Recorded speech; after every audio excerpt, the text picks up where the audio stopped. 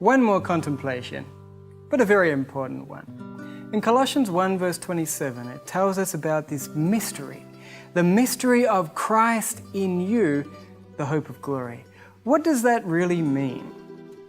Hebrews 4 verse 15, it says, "We have not a high priest which cannot be touched with the feeling of our infirmities, but was in all points tempted like as we are, yet without sin." The first part of that scripture is a double negative. We have a high priest in Jesus Christ who is touched with the feeling of our infirmities. The only way he can be touched with the feeling of our infirmities is if he has become at one with ourselves personally and individually. We fall into the danger of thinking of Jesus Christ as only 2,000 years ago, or as just on the other side of the room as an example. But he says in Revelation chapter 3, "I am knocking on your heart's door because I want to come into you and I want to sup with you and you with me. I want to share life's experiences with you." It says also that he was tempted in all points like as we are. The temptations of 2,000 years ago are very different to the temptations of today. And each one of us have peculiar traits of character and different cultivated tendencies to evil. Jesus Christ has become one with every single one of us.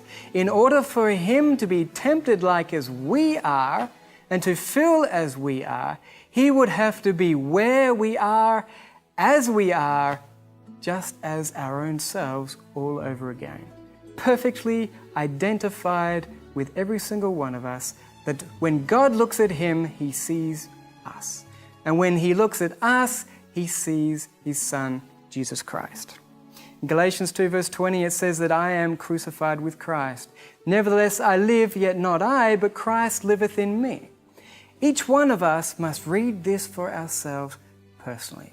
We must recognize our personal union with Jesus Christ.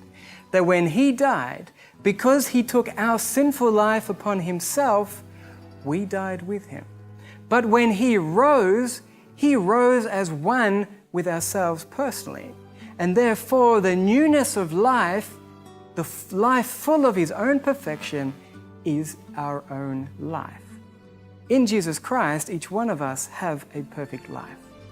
In 2 Corinthians 3 verse 18, it says that we, with our faces open, with a veil of unbelief removed, we look at the glory of God as in a mirror. And by beholding that, we become changed. When our faith lays hold of this reality, of the personal union of Jesus Christ, and the Father working a perfect life in him who was ourselves, we recognize that in Jesus Christ we have a perfect life. And as we continue to behold that life, we will see that we already have a perfect life. And if we will accept that gift from God, then our lives will be full of a life that is equal with God's life, his own. It is never our life, it is a gift from God, and he will work all right doing within us. I pray that our meditation has helped you and that it will encourage you to study these things for yourself and to let go and to let God. Thank you.